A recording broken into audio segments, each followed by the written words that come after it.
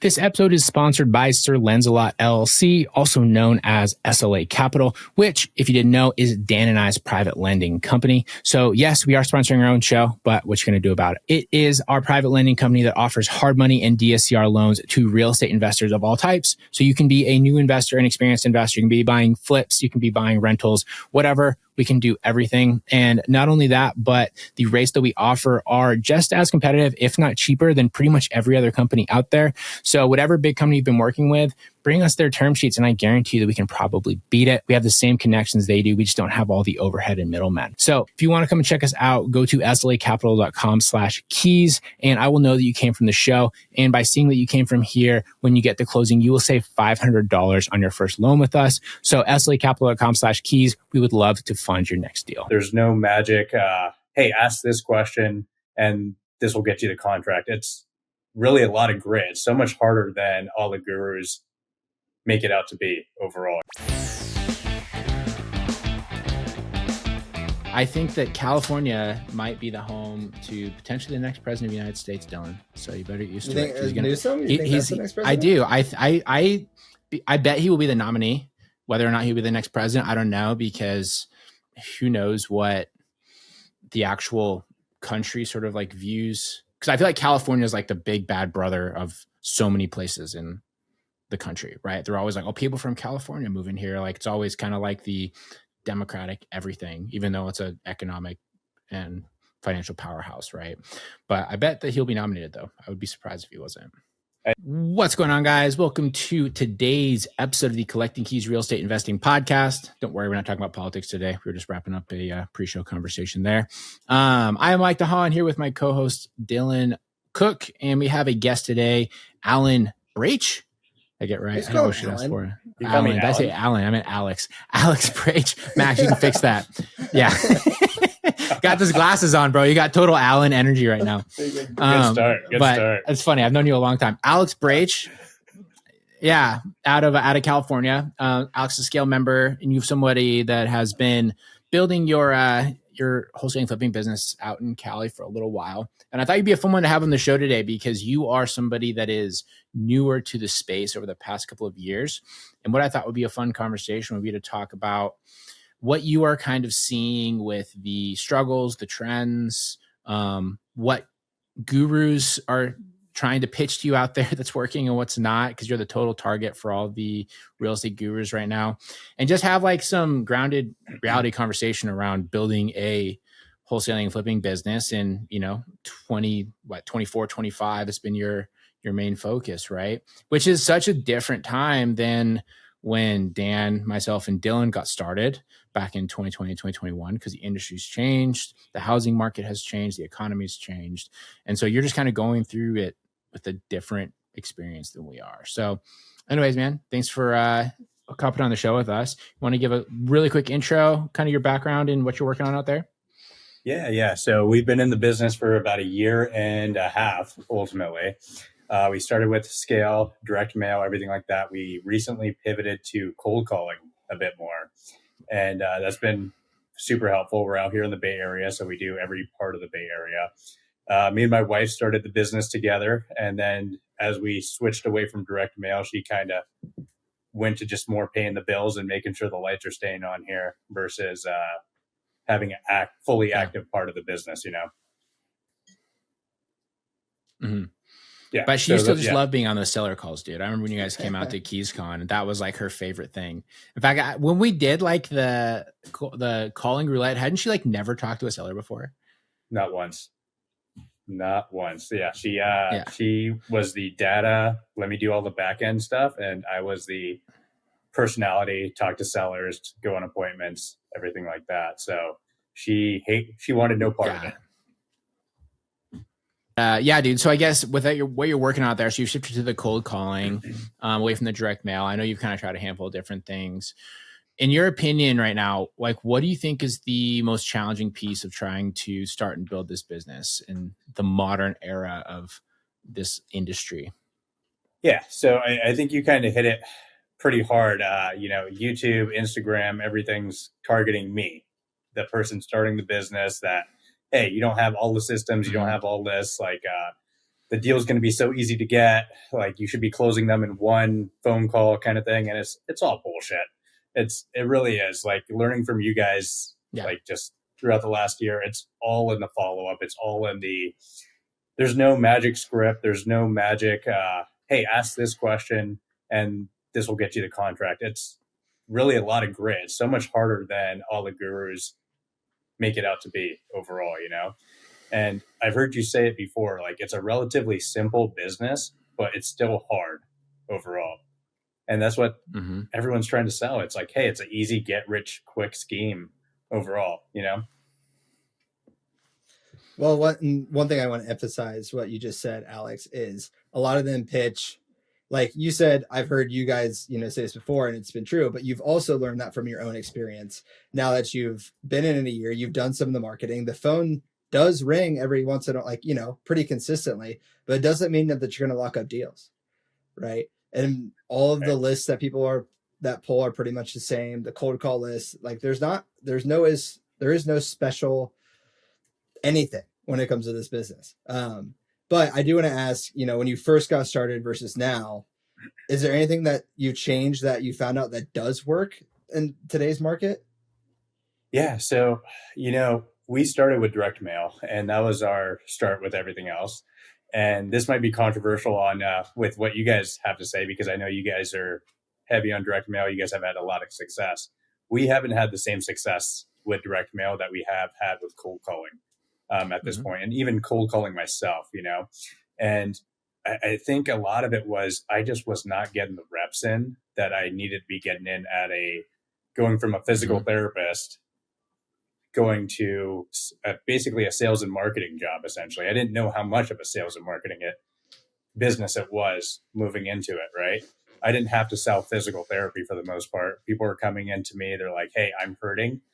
What do I need to do? And yes, I needed to advocate and tell them, hey, this is why we're doing these things, but it's nowhere near sales and marketing that I'm doing for our business right now. Right.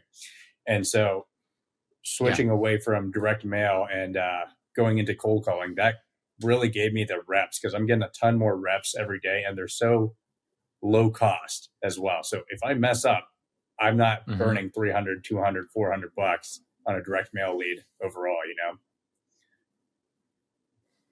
For sure. Yeah. And I will say that it is something that I have pivoted on when I talk to new people around what my typical guidance for them is, especially if they don't have a lot of money or they don't have that experience, is I almost always tell people to either cold call yourself, even though it sucks, because you're going to get used to being told no and to be doing the monotony of talking to sellers, right? Or hire a cold calling company if you're willing to do that, because you're going to be getting those cheap reps. And then I think the new challenge that comes from that is you kind of get the opposite problem of direct mail, whereas direct mail, you don't necessarily have enough lead flow. Your cost per conversation is pretty high. When it comes to the cold calling, your cost per conversation is low, but the quality also tends to be very low. Right. And so what happens is people tend to get very discouraged very, very early, because they're having hundreds and hundreds, if not more, conversations, and it isn't really going anywhere. And so there's always like a give or take. Right. And like I think the crux of how I typically tell people to approach this is like, if you don't have money, you're going to need to be willing to put in a lot of time. Right. And if you don't have a lot of time, you're going to have to spend money.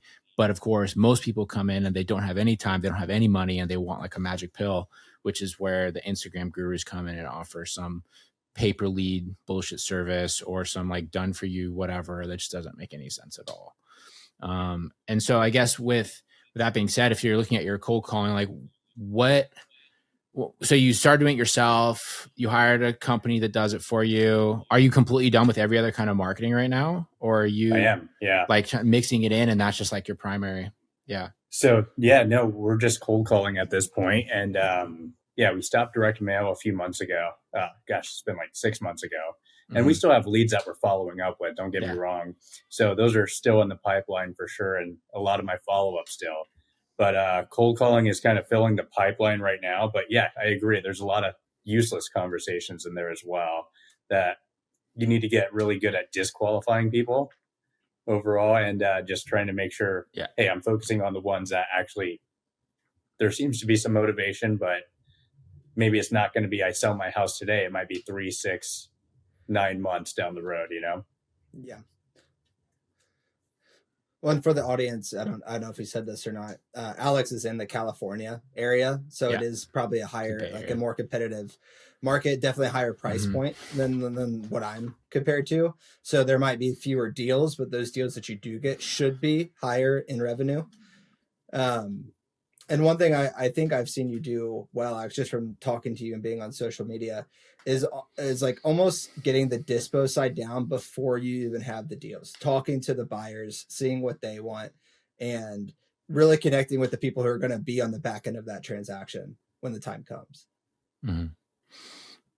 Yeah, totally, man. I think that's how I kind of frame the business at this point right now. I don't have a construction background. I don't know anything.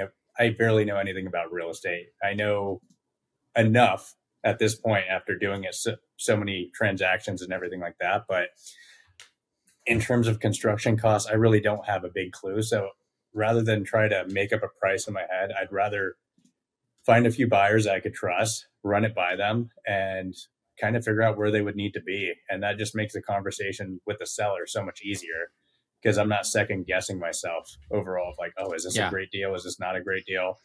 And it makes dispo so much easier for sure, because I know exactly where they need it at ultimately, Yeah. How often have you run into sellers that have never talked to another home buying company? I don't think I have.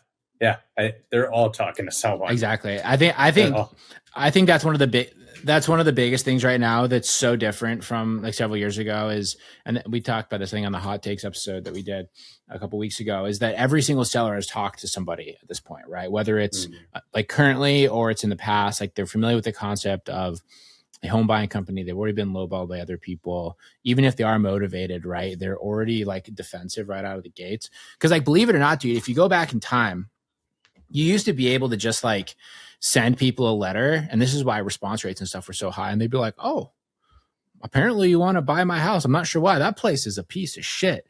Right. And then you go walk in like, it is a piece of shit. Do you want to sell it to me for 50% off? And they would go, howdy doody. That sounds great. Sure. And they would just sign the contract. And like, this is awesome. And that's when Dan and I started. But before that, it was even easier. Right. Like I have a good buddy here who was doing this in 2017, 2018. And literally he said, last time I saw him, I haven't seen him for years. Last time I saw him, he said that they had a SMS, like auto texter that they were using, and their total monthly spend was like $4,000, right? And they were getting 2 to 3 deals a week off of that. So their cost per deal was like nothing. He's like, yeah. He's like, and he said they were just raking in like $150,000 a month just by texting people. And like, they would like, do you want to sell your house? And they would say, yeah, sure. And they would go and they would just, wholesale it to whoever and make these $10,000 to $15,000 rips. And it just cost them nothing. Right. But that's way before people were familiar with the industry, before all like the social media stuff really blew up. Now it's like impossible. Like, cause like also too, all the different methods for lead generation, a lot of them don't even exist. Like you can't do the ringless voicemails anymore. You can't do the SMS blasts. Cold calling is getting more heavily regulated all the time. A lot of like the pay-per-lead stuff doesn't work anymore. If you're going to run any online ads, the problem is like the big companies have come in and made that so unbelievably expensive. I know someone spending $100,000 a month just on PPC, and like, yeah, it's almost like it's a break even for them. But like their thought process is, no one, like, as long as no one else is at the top, it's worth it for us. Totally. Right? Yeah. I mean, well, and they're not wrong, right? Yeah, they just basically outbid everybody. And to make it worse, you just have so much like bad information that's being, spewed out. Well, and there's a reason that all of these people are switching to education, because they can't do these deals themselves. Yeah. And it's slowed down from what it was been. So like, we need another way to make money. And then like, this is their answer. Like, I'll just sell content. Hell yeah, dude. If you can't teach, right? Yeah. So, and the funny thing about that is that the biggest red flag is when I would say like the higher production value that they are with their content, the worse that their actual real estate business is, right? Like if it's a dude that's like I don't know, just like filming a selfie walk in a property, they're actually probably doing okay. It's when they have like the camera crews, they have the editing, they have the transitions, they have all that sort of stuff that it gets real bad. I would say the one caveat to that would be Dossie. For sure. Yeah. Yeah. I would say, yeah, Dossie. But even then, like he himself isn't doing that many deals, No, right? he's not. Like He's his not. company's doing pretty well. Yeah. But yeah. So I feel like most of the personalities at this point are getting in trouble too. You know, like I'm seeing some notice of defaults. I'm not going to name names or anything like that. That I'm recognizing some of these names from blast them. Let's do it. Should I do it? Should I? Yeah. So I'm not doing it. I think yeah, no, do it. I think his downfall is pretty well known amongst a lot of people. Okay. Yeah. Yeah. So I pull notice of defaults from our county out here, man. And one of the biggest names in Bigger Pockets, David Green, his name's up on the notice of default, pulling his property, going to cold call him later and see if he wants to sell his property later sometime in the next 3 to 6 months. But you're seeing some of these big personalities really their downfall, you know? Oh, totally, dude. I mean, Brandon Turner obviously is his whole collapse of all of his syndication with the open door stuff is a big, well-known one. There's been several like class action things that have come out with different people that I know. I feel like your market is like ripe for it, Dylan. Have you had like 3 or 4 that were like big names that have been sued or even found guilty, like indicted for like pretty major fraud over there? Yeah. I mean, there a lot of it too is not even like the people that we'd recognize, but international stuff. Like honestly, this is not to point out any such country, but there's a lot of Israeli like money that was over here that was very fraudulently done. And so it just goes to show the amount of, I guess, excess froth that was in the system. And there is some of personal vindication where I see some of these deals and I'm like, how the hell are they paying these prices from these things? And now like, you know, it's just coming home to roost where I'm like, I almost feel vindicated. I'm like, okay, I thought they were dumb and they were dumb. Yeah, like for sure. And it just validates what, and hindsight's always 2020, but like when you look back and you knew from day one that you were right, it always just feels so good, dude. And then also too, you're like, I don't understand how they didn't see that. You know, like I remember going back to 21 and like the early collecting keys shows where Dan and I would talk about like the multifamily stuff that these people were doing. And I was like, it does not fundamentally make sense. All these like syndications that are trying to do value add on value add on value add. And then we joined GoBundance and we're going to these meetups and there's a dude that's like 24 that's worth $2 million because they work at Netflix and they make $600,000 a year and they bought a bunch of crypto and they don't do fucking anything. Right. And they're like, I'm going to syndicate 55 unit apartment complexes. I'm like, are you? Yeah. Like, there's no way you're successful. Like, it doesn't make any fundamental sense. And then sure enough, when they all go crashing down, what's shocking to me is on top of those, of course they failed, is there's people that are smart that actually gave them money. And I'm like, why are you that stupid? You just like want to believe in the dream or the kiddo? Was it FOMO or what was that, man? It doesn't make any sense. Some of it from personal experience, when I first got started, I was like, Alex, I didn't know shit about real estate. I didn't know shit about construction. And so, yeah, I guess I can understand numbers a little bit. Like I have an, advanced degree, but I was just like, you second guessed a lot of your own underwriting. You second guessed a lot of your own opinions and tactics. And then to see that, they're like, okay, I wasn't as crazy as I thought. And as time goes, you get your own, Hermosi's good at this saying. What is it? Basically create enough work that you could prove your own confidence. I butchered that, but something along those lines. Yeah. Yeah. So you started this business, Dylan, in 21. When did you actually start like studying real estate? So to make it short, I bought my first like house hack before I even knew what house hacking was in 2018. Okay. And then I bought another duplex with a pharmacist friend of mine where we just did 25% down. That was off the MLS. Right. And we bought it for 90 grand. So like, even if it went under, we could still afford it, right, with our own W-2s. And then I guess I just kept studying real estate between that time in 2018 all the way till 2021 when I actually left my job. We sold everything. And then I left my pharmacist job in November of 2021. Didn't do my first deal until April of 2022. So literally like 4 years ago is when I left my job. Yeah. Nice. That's awesome. And so, but you were educated enough that you could like stuff wouldn't pass the sniff test with you just because it didn't sound right. Because I'm similar. Yes, Because exactly. I started getting on like the bigger pockets train in 2017. Bought my first properties in 2018, and anyone that knows me personally, you know that when I get into something, I'm like all in on it. I'm the That's just similar kind of personality. it's my personality. And so I was consuming everything real estate, all the podcasts, all the books. Like I have a whole like box of books that are just real estate books that I read. And that's all I was doing for a long time. And so then when all like the fads started popping up in 2020 and 2021, and it was so easy to just be like, this just doesn't fundamentally make sense. But the problem is over like a longer time horizon, when stuff like that sticks around for several years, after a while you go, did it make sense? And I just like didn't understand it. And then finally when it catches on fire, you're like, oh no, I was right there. Well, to that point, not to like see this conversation a different way, but I also read all those same books. I read all the Bigger Pockets books. I read some Ken McElroy books. I digested all the podcasts. What I'm getting at is more long form content. You had to sit down, learn it, study it, maybe make examples in your own notebook. Now I feel like people just get the clips, the 7-minute Vine clips of how to make money on an Airbnb, and it's income minus your mortgage, and that's your cash flow. And it's like the content that goes out there is so trash now, and this I don't know, it's just not doing anyone any favors. For sure, man. I mean, I remember back in 2018, after I'd left my job, I was working at the CrossFit gym was my main thing, and I was like that weirdo dude. I would go in and I would be doing like a squat deadlift session, so it's relatively long, and I would just be listening to like Bigger Pockets, like financial podcasts, and that's what I would do. So I was always just consuming content constantly, and when you do stuff like that, you start to hear parallels, you start to hear things. And I would say that when you listen to enough longer form content like that, it is harder for people to sell you bullshit because there's more room for them to leave gaps, right, in their story if things aren't correct. And there's also less chance for them to edit it on an average basis for the average person. Yep. And now you can have a conversation within 2 minutes, if they're full of shit or not. Totally, dude. Like just based off their vibe alone. Like Alex here, look at him. He's obviously full of shit. You just sit over there with deer in the headlights with me and Dylan talk. Oh my man. No.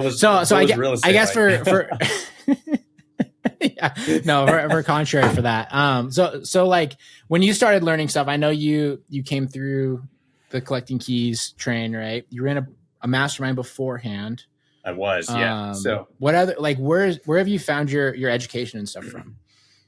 I think being in the trenches at this point. I did hear the long form content, would listen to Bigger Pockets, all that good stuff. But, it's more the kind of doing and failing over and over again. That's kind of given me the best lesson so far. Like getting some under contract too high and like, oh crap. All right. I messed that up. So let's ask for a price reduction. Oh, that didn't work out. All right. We're out of contract for this.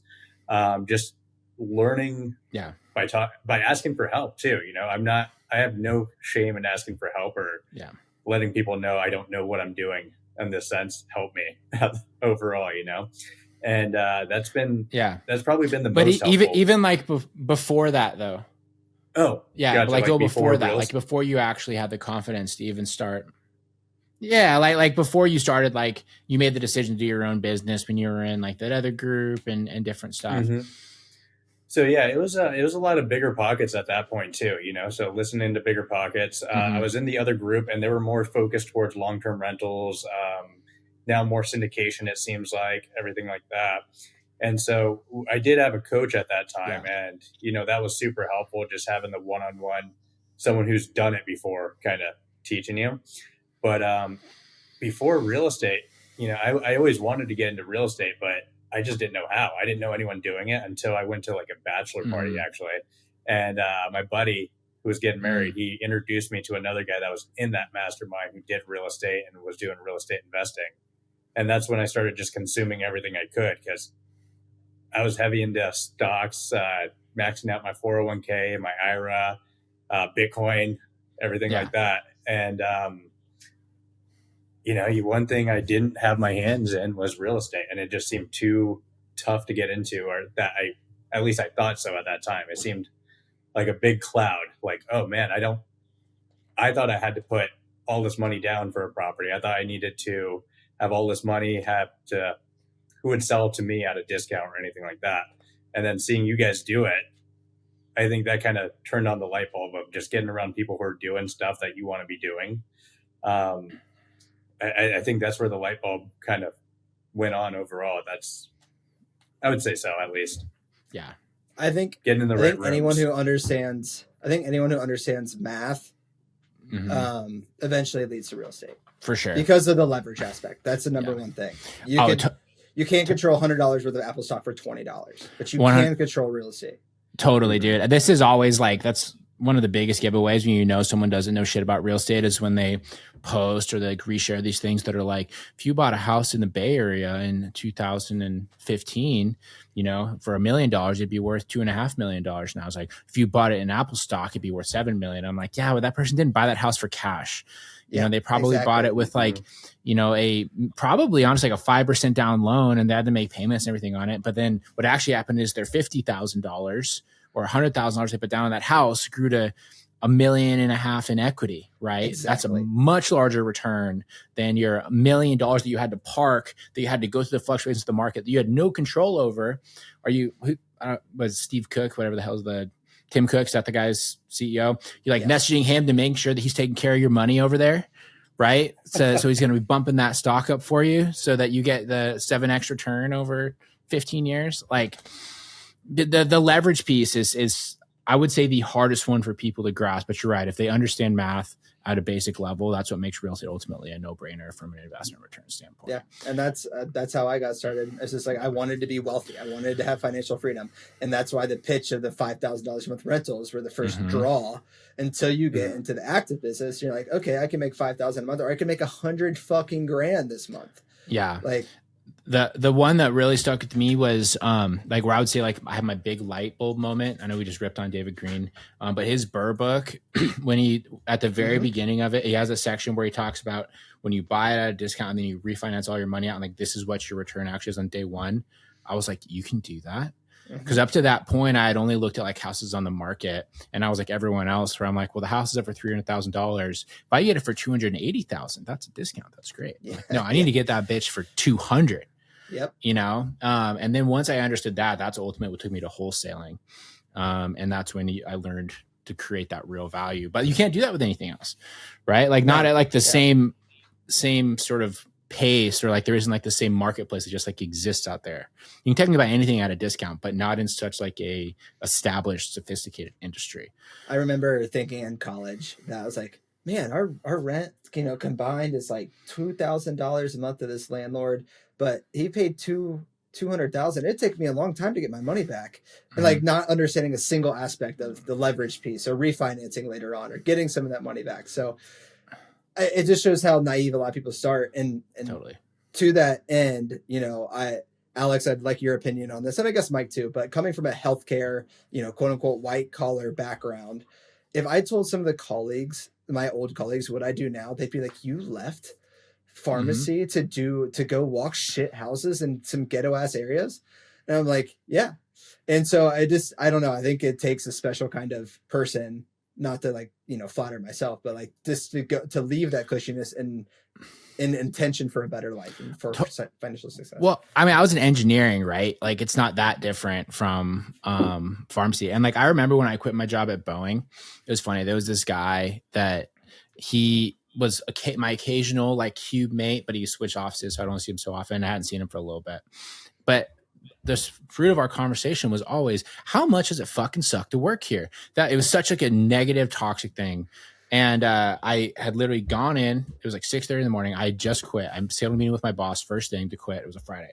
I'm walking out and I see him, and he sees me and he goes, "Oh, get in trouble with Rick today?" That was my boss's name. And I was like, "No, actually, I just quit." And he laughed. He thought I was kidding. And I was like, "No, seriously." Nice. He's like, "Really?" It's like, what do you mean? He's like, "What are you gonna do?" I'm like, I'm moving to Spokane. I got a different job out here. And I was like, yeah, I just can't do this, dude. Like, this is a horrible place to work. And he goes, "Whoa, man, I would totally do that, you know, but I'm just too invested here. Like, I'd never be able to start somewhere else."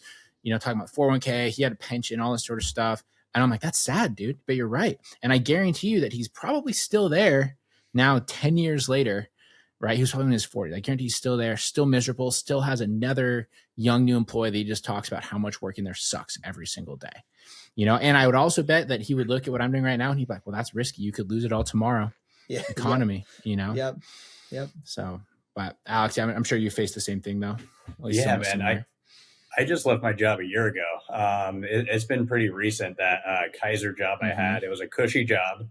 It was a golden handcuffs. That's what everyone called it there. We had great benefits, a great retirement, great pay for physical therapy. And when I told people I was leaving, they looked at me like, what the hell are you doing? Like, it wasn't that long ago that this was your dream job. This is what you wanted.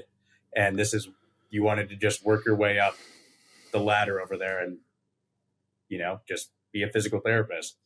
And it wasn't until, and there, hundreds of thousands of dollars of schooling and time. Yeah. Yeah. Student loans up the ass. Absolutely.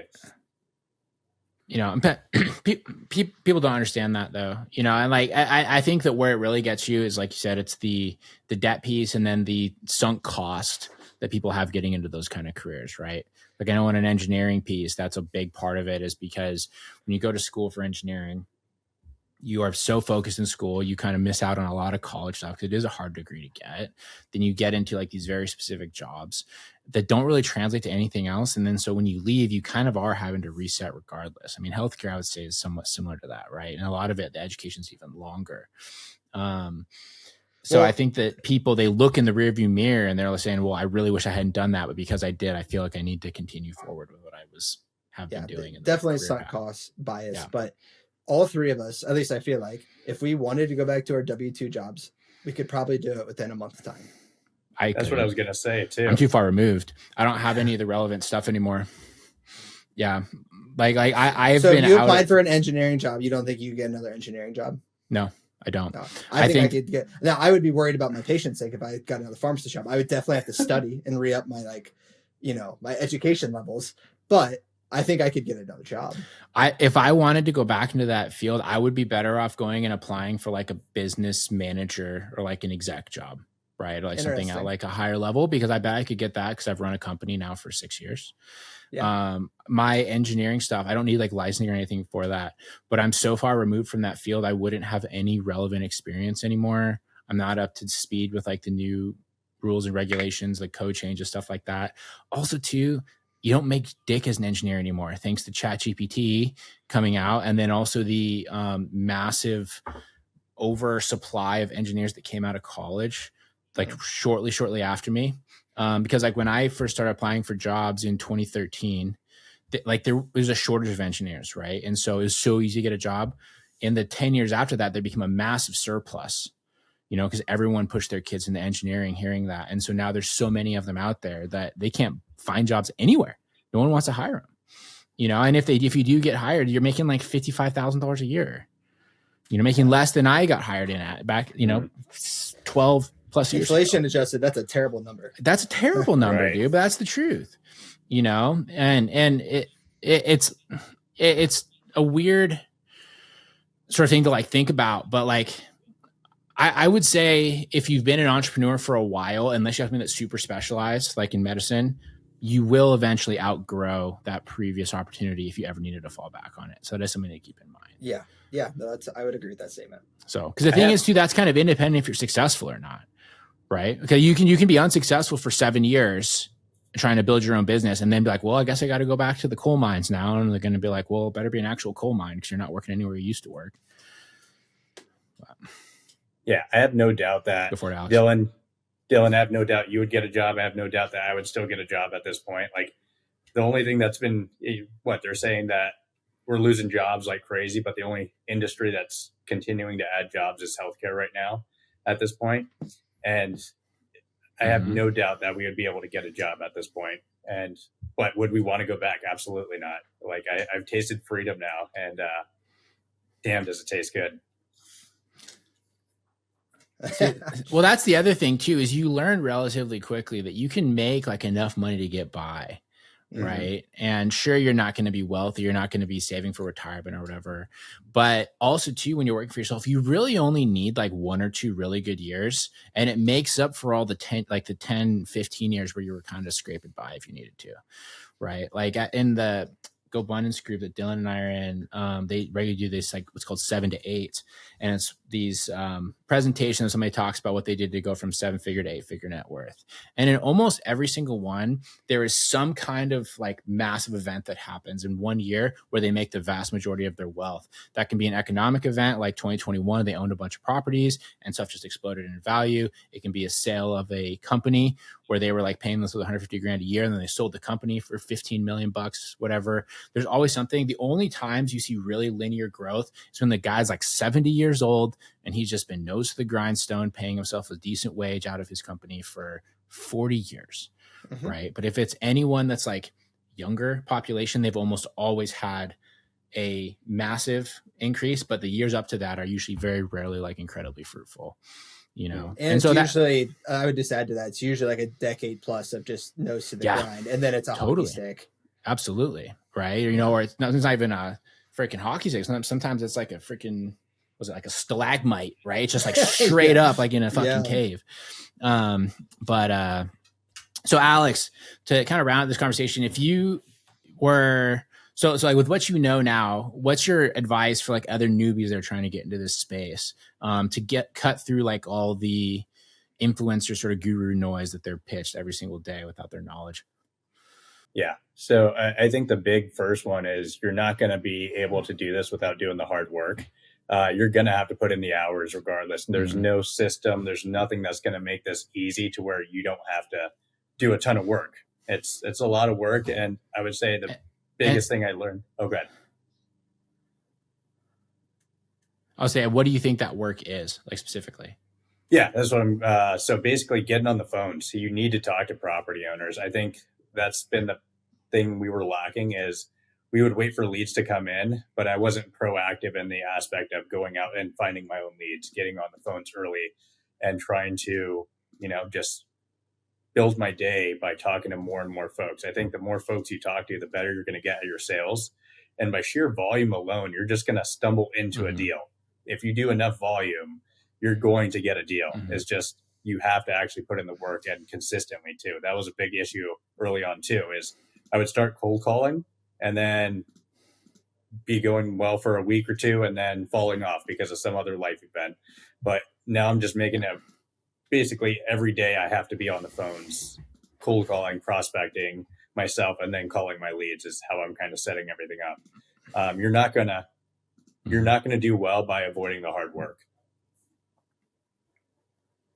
For sure. And so if you look at, the hard work piece, what about if somebody has 4 kids, full-time job, they're focused on, their hobbies, whatever else? What is that person supposed to do? Yeah, man. When I was working full time, it was one of those where I don't think I was going to get as much traction as we're getting now, because now I'm fully in the business.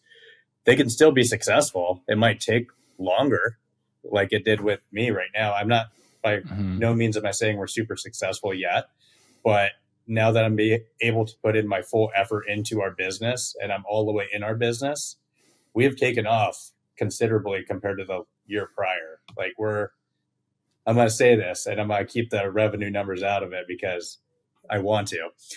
We've 10x'd our revenue. Either that means we had a really bad first year or we had a really great this year. I'm not going to tell you guys which one it is. But yeah, so you have to be all into it. And it might, if you are part-time, it's going to take longer, but you're going to lose out on the deals to the folks that are full-time and doing this nonstop every day. Yeah, I think you're too kind. I would say that the people that are part-time, they will never be successful over a long-term time horizon. They might have a successful month or a successful quarter. If you look at it over like a year or several years, they will always fail 100%. I don't think that there is a way that you can do any business endeavor truly part-time without having a period of your time where you are fully invested in it and nothing else. You just can't build the base. It's just not physically possible to make real money. If you want to make like, $20,000 a year extra, totally different. If you want to make like hundreds of thousands of dollars a year, make a full-time wage, like become actually wealthy, you have to be full-time into it. Wow. Yeah, I'd agree. Congrats on going from $300 to $3,000. There we go. There we go. It's your 10x. Yeah, 300 in revenue to 3,000 in revenue. I would say with 30 to 300. I increased my revenue. I started picking up extra Uber shifts on Friday night. So awesome. Well, Alex, buddy, thanks for hopping on with us, man. Anything else to add before we head out, guys? No. Yeah. No, I'm good. I would just, to round out that last piece, I had a very successful mentor one time, and everyone gets wrapped up in cash on cash, ROIs, all this kind of stuff. You don't live in a percentage-based world. You live in a nominal world. So even if it's a 100x return or a 100x return, but it's on $10, no one gives a shit, right? Actually, look at your business from how much money you are actually making. And that's absolutely, dude. I would much rather have 8% of $10 million than 100% of $1,000. There you go. Yeah. So, perfect. Awesome. All right, guys. Well, thanks for listening, and we'll talk to you guys next week.